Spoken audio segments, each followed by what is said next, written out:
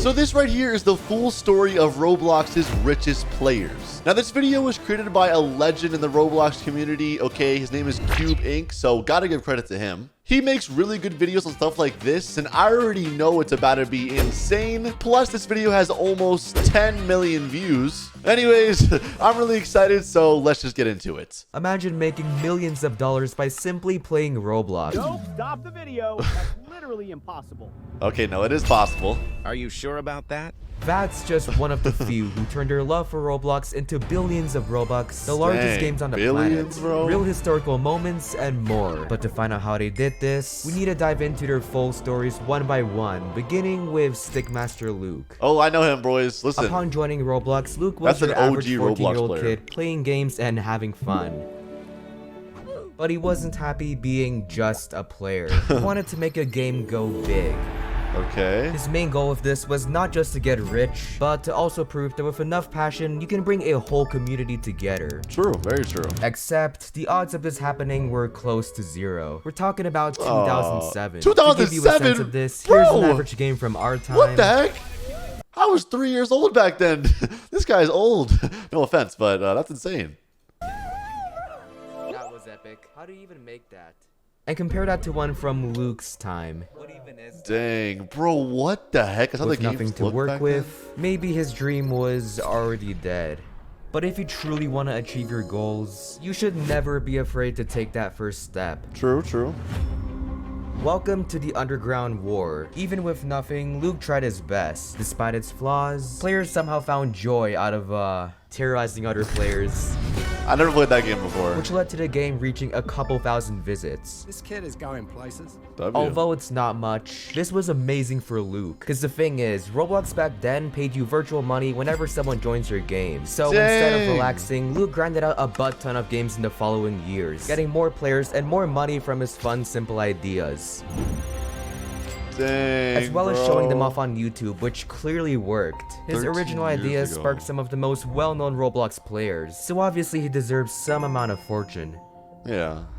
But even with this money, he can easily lose it all if he didn't spend it wisely. Oh, wait, No don't tell way me you're bro's spending all that Robux on one single... Oh, 50,000 euros. In hindsight, this may seem like a dumb move, but you'll see why it's genius. But to make the money back, Luke worked really hard on his games, making each one better than the last. But rather than making them flashy like modern games, he focused on making them replayable, meaning you can play them boys. again and again and again without getting bored. This led to him reaching 10 million visits, meeting actual Roblox admins, and most importantly, buying a bunch of hats Oh, for heck no. some reason. But this would all change on one fateful day. What happened? It's 2011 and Luke got a message from a special person. Roblox himself? I noticed your games are getting so much love from the community. Why not come work here? Wait, this has to be fake. No way a child can work for Roblox, right? We caught up with Luke Weber, Roblox's Dang, newest employee. I've seen that And video, all I'm while pretty being sure. an 18-year-old kid. Most of my friends are like flipping burgers and stuff like that, and I feel kind of bad for them because I actually got this opportunity for this great job and everything. Dang. With this amount of power, Respect the he can appreciation. easily abuse it when things don't go his way. But no, he stayed true to himself and kept learning how to develop. Thanks to this, he made even more Robux by selling his own items. But just as you thought he couldn't get richer, one of his oldest games randomly blew up. Boys, listen, if you don't know what natural disaster survivals is, you are probably like 5 years old. But it's okay because back in the day, that was a really good game. And it's still popular to this day, I'm pretty sure. By the way, this video is really good so far. You may be wondering how a game this basic blew up 4 years later. Well, the answer is in the gameplay. Welcome to NDS. You spawn on this platform, get drafted to this island, and a random disaster is chosen to annihilate you and everyone you'll love. Bro, why is it so A fun bit surviving that? repetitive, right? I mean, the game itself had a lot of glitches and didn't even update much, so you may think it'll die out.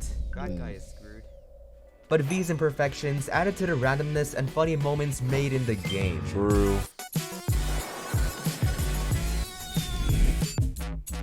This is exactly what players wanted. The true magic of this game is that everything is completely random. You don't know what to expect, which makes it really replayable. That's But so with true, the bro. entire I love that community game. at his fingertips, Luke needed to play his cards right.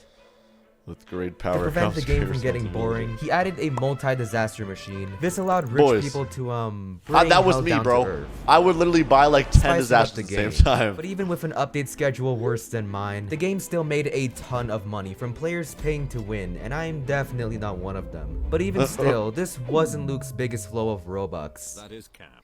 That would be the Hatsy bot. Back then, they were a lot cheaper, costing a few hundred Robux. But as time went by, the price of the hats, especially his Dominus, rose to millions, for making him real. even 600 wealthier. million? But Oh despite my the success, gosh. Luke remained humble and continued to help with huge events and kept his game simple, causing them to thrive. But even with billions of visits, the second most valuable account, and a fat pay from Roblox, there's far more impressive millionaires in our community. Dang. Unlike Luke, SnickTrix joined a lot later in time. He wanted to spice up Roblox because the games were getting stale. Although we had more players, we also had higher competition and higher standards for games. True. Oh yeah, and game visits no longer convert into Robux. But unlike most devs, SnickTrix did have experience with Minecraft servers and Boys. even made a cute Roblox farm game, The which owner of didn't get BedWars. much, but combining these two ideas, he spent months working on a project that can fail or change his life forever. Most devs back then would create the same kind of game over and over Bro, so and many over. simulators But back then. SnickTrix took the risk of creating Minecraft-themed Roblox games. The first being Skyblock. You spawn on this Skyblock. tiny island, and you Boys, I never played Skyblock, honestly. I didn't think it was that fun, but when BedWars came out, which you're going to see in a minute, it was so good. And back in its peak days. use what little you have to make something great. Despite the effort, Minecraft clones usually fail, so Skyblock started off slow. Never mind. Maybe it wasn't so bad to make something different, but SnickTrix was shocked at how fast his game blew up. Perhaps it was the great game mechanics or the progressive nature, but players started playing and money started flowing. Minecraft actually costs money, but on this game you essentially get the exact same experience without having to pay any sort of money whatsoever. This means that everyone can play it. More players, more money. But to keep the game afloat, the updates had to be creative. And it could be the next big thing on Roblox. This is unoriginal and disrespectful. That's a bit of a stretch. Roblox moderators should ban this game forever. No way people agree with this. This game keeps copying Minecraft. Bro, they got taken down. I remember that. Copy of Minecraft. Y'all stupid for playing a copy of Minecraft. Okay, but this Dario. won't affect the game itself, right? No, it did. It got taken down, but it came back, I think. Skyblock was all of a sudden gone. No, bro, imagine how sad you are. Players complained that they stole from Minecraft, so Roblox shut it down. I mean, to be fair, it wasn't like Minecraft's idea, I don't think. It was like someone on With Minecraft. his biggest project dead, it seemed like SnickTrix will give up on his goal. But as a last-ditch resort, they changed the name from Skyblock to Islands, praying the ban would be lifted. It worked. But 1 week later, what happened?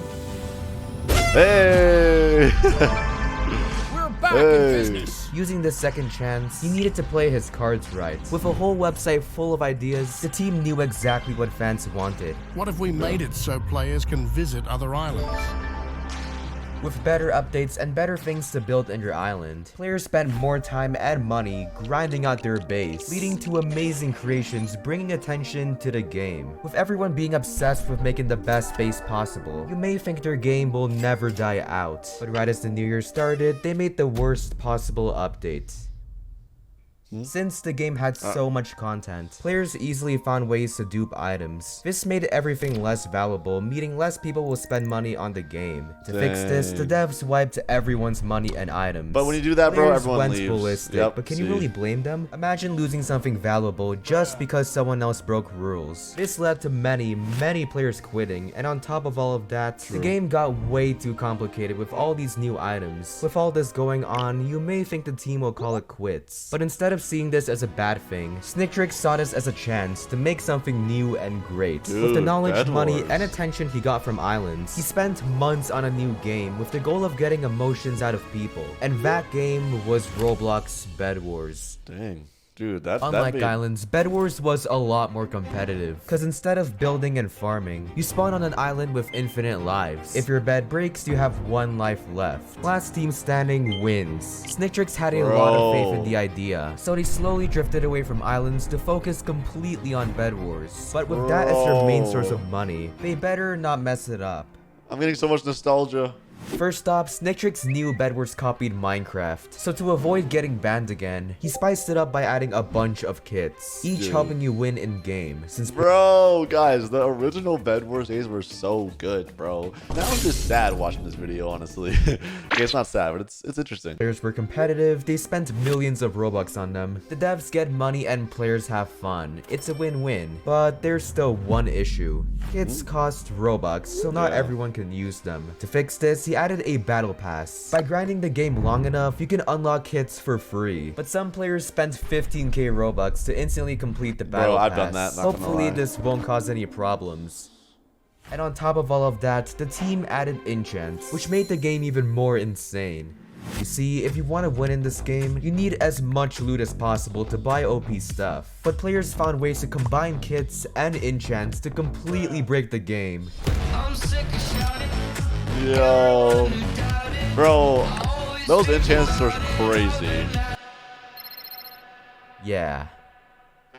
These tricks, and the gameplay in general, always made players rage. To get revenge, they spent more money on OP kits. On the flip side, he made just as much from kit gifting. This allowed GigaChats to spend thousands of dollars gifting everyone kits. But also, SnickTrix gets a percent of the money. More players equals more gifting equals more money. Another smart move from the devs was adding win streaks. Basically, how many times you win in a row. Because of this, players spent weeks building insane win streaks, having everyone cheer for them, only to lose it to a hacker, which, to be fair, added more hype to the game. But to keep BedWars alive for as long as possible, the devs had to update as much as they can. So throughout the year, every week they added game modes, kits, OP items, you name it. It seemed like every day there's some new game-breaking glitch, which made the game feel infinite.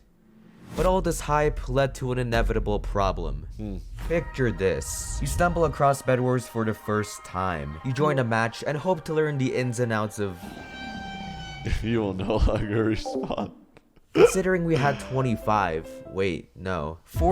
kits, it was nearly impossible for new players to play, because anyone can get these broken kits by spending crazy amounts of Robux. Players went ballistic over the unfairness. To fix this, the devs added relics, basically free— Dude, honestly guys, relics were a horrible idea. Upgrades at the start of each match. It's the right idea, but— For the love of God, just remove relics. It's literally luck-based. I forgot to mention, relics were chosen randomly. All it did was make BedWars luck instead of skill. Yes, the kits made millions of dollars. But if pro players and new players felt excluded, what's the point? Dang.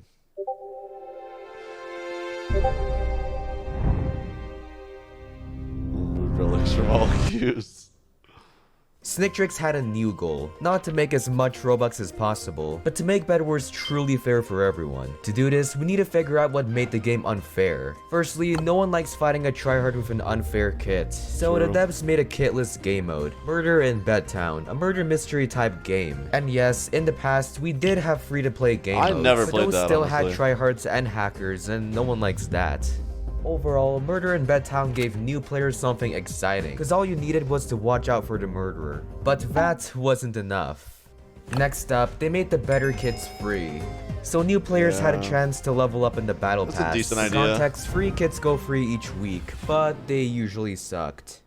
But even with these changes, a balanced game needs more balanced game modes. So the devs got to work on two special ones. The same kit mode where everyone has the exact same kit, and OG mode. Unlike all the other game modes, this one had no kits, no forge, and no unfair shenanigans. Because of their thoughtfulness, many old players came back just to play these game modes. For a little I guess bit, simple and obviously, it fair was still boring, always right? wins. But the best for last, the devs used an old feature from 2021. Custom matches. This lets you make your own BedWars game and spawn any item, which on its own kept the game alive for a bit. But the devs took it a step further by adding scripts, allowing you to modify your game and add basically anything. Like seriously, I honestly thought this wasn't possible for Roblox. This gave each player a chance to make their own game mode, and even make money by selling scripts. By giving players some kind of control, it's kinda hard for it to get boring. Unlike most devs, SnickTrix successfully made a fair and endless game. But even with 10 billion combined visits, 2 innovation awards in the same day, and a team of hardworking devs, there's always a bigger fish in the sea. While SnickTrix saw Minecraft as inspiration, Indra loved fighting games and saw them as inspiration. With this newfound love, him and his brother spent years in their garage, making anime fighting games and following their inspiration. But none of the games went far. However, all this work didn't completely go to waste. Along the way, they met a bunch of like-minded people. Bro, the editing in this video is want to insane. make a successful fighting game. Let's put all our skills together and make this happen. Now with some extra hands, he was able to create 2 pretty decent games. The first one kinda bombed, but it got recognized by a pretty special person. But as for the second one... Might not last, but #1 PC game is pretty cool. Yo, I know him! That was fast. That's a cool guy. Players love the game idea. All you gotta do is pick an element and start swinging. It's so simple, which means any player can get into it. But the billion-dollar question is, how will Indra stay on top? Yes, getting up was easy, but staying up is a much bigger challenge. Surprisingly, Elemental Wars wasn't his final vision of a Roblox game. Even with all of this, he was yet to reach his full potential. Dang. This would be a cool Roblox game. This is One Piece, one of Indra's favorite animes and conveniently, the #1 show in the world. Using the cool mechanics from his previous games, he and his team made a sequel, Blox Fruits, with the goal of spreading his love for his favorite show. At first glance, Blox Fruits looked a bit generic, but the real genius was in the gameplay. Since One Piece was so popular, Indra took a lot of things from the show and applied it to his game. With 12 different fruits that had abilities similar to the show, surely it'll appeal to the millions of One Piece fans. But to actually make them play, Indra made sure that all the mechanics were flawless. Bro, they got the Buddha fruit? That's my favorite in the show. Shut up and take my money. Following the successful release, Indra continued to add fruits, islands, weapons, and NPCs based on the popular show. He also let One Piece fans decide the next update, which overall made the game more interactive and prosper financially. But after this, Indra completely switched his plan. Usually, he would do mini updates weekly, which players loved. But one day he thought, what if we put all our effort into one big update instead? That might work, but players will have to wait longer for updates. But if you want to stay on top, you need to take risks. So for the next 3 months, the team worked non-stop on their biggest update yet, hoping players will forget them. With a second world, many new fruits, cooler weapons, and higher levels to grind for, players had so much to do, which led to them inventing the first major challenge. You start with nothing, buy a fruit, and only use that to get max level. Not only did this flood Indra's bank account, but also motivated new players, and gave the game promotion. Dang. But even with a very dedicated fanbase, Indra still didn't have an identity. He built his entire game from One Piece, which not only seemed unoriginal, but One Piece themselves were striking games that replicated them. To prevent having an Islands moment, Indra rolled out another big update, completely revamping the game. From simple mechanics to the game name itself, Indra made sure it's still like One Piece but had its own blocky charm. That way, One Piece fans will still like it, but it may appeal to more players. That's interesting. Another way Indra expressed himself was giving back to people. Guys, isn't that crazy? 2 of the top games, at least in this video, were kind of stolen. Well, not stolen, but grabbed from other ideas, like, you know, BedWars and Islands, and then One Piece. That's interesting to think about. But obviously still original, so. Mainly Axior, a longtime fan who made viral videos on the game. In return, Indra and his friends gave him front row seats to special admin powers. From flying boats to never before seen abilities. What made these clips surreal is that these powers are so different from the normal fruits everyone loved using. Not only did players obsess over them, but also made lore out of it. Since Blox Fruits had a whole story now, players stuck around to see the story develop. And develop it did. As time went by, players got more and more obsessed on the latest and greatest fruits, spending millions of Robux on private servers to grind levels in peace. Although Indra made a fortune from this, he didn't waste it on hats, cars, or drugs, and instead spent it on making bigger updates such as Fruit Awakenings, which basically buffs your fruit's abilities. You gotta act broke to stay rich. And although he didn't need to, he added YouTubers in the game as NPCs. That's actually a nice cool. token of appreciation. But in the next 6 months, the game only updated one time. But the thing is, Blox Fruits didn't need as many updates. Each one was already massive, plus it was very replayable. With dozens of fruits and 2 massive realms to fight in, the possibilities were endless. Plus, it was easy for new players cause they can't get attacked. And just like before, Indra knew how to keep players hyped. Knowing how competitive the game was, he and his brother made 2 enemy clans, kinda like a friendly rival to keep players on their toes. Where's this redhead? Time to die. Okay, maybe not so friendly. While the devs stayed quiet, players sure didn't. Using their wild imagination, they came up with better and better PvP combos with the fruits and fighting styles from the last big update. This randomness made the game a lot more competitive, which is exactly what Indra would have wanted. Wow, if the game was this hype without updates, imagine what'll happen if... Uh-oh, the update comes out. Post the trailer. Dang, bro. Blox Fruits is like a really big game when I think about it.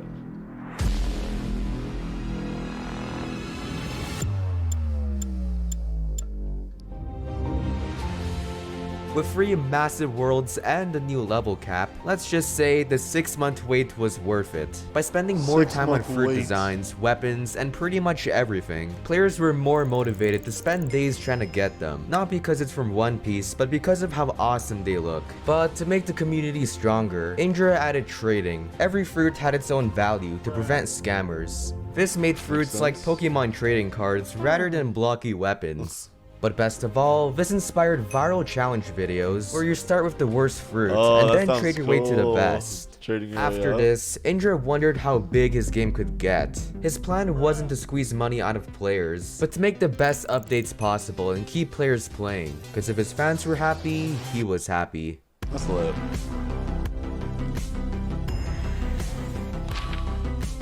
Dang, Blox Fruits knows how to stay around for a while. So today I made over 100 accounts in order to spin for the new legendary leopard fruit in Blox Fruits. Let's see if we can get it or not. Bro made 100 What are we gonna accounts. get? What an anticlimactic way to end off this video. The new fruits took so long to get, which gave players a reason to keep playing. So following this, he added V4 Awakenings. Basically insane fighting abilities, but you need to follow an entire story for a chance of getting them, which not only added to the lore, but made fighting a lot more immersive. While Indra worked on the next big update, he took some time to realize Blox Fruits may have started with him, but it definitely outgrew him. Despite the effort he put into each update, he couldn't have gotten this far without the help of others. So to pay respects, he made a whole event to thank his fans for 10 billion visits, mailed a Rolex to Axior, and lastly wrote a little poem to thank his brother for sticking around, even after years of failed games. We struggled together, and now we shine together. Oh, and speaking of shining, welcome to Update 20. For 8 whole months, Indra poured his heart into the update, so fans poured their hearts back into playing. The new fruits, locations, and bosses were so spectacular that it not only broke the player record, but also crashed Roblox 12 times that day. But the crazy part is, that's just part 1 of Update 20. Considering he's always planning ahead, I'm sure Indra will have many more years of bringing joy to players and YouTubers, and inspire other devs to do the same. I guess true passion always wins in the end. We did it, boys. Dang. But doesn't that make you realize, despite being 3 different players, they all have one thing in common. No, not their insane amounts of money. What is it? The passion, I'm guessing?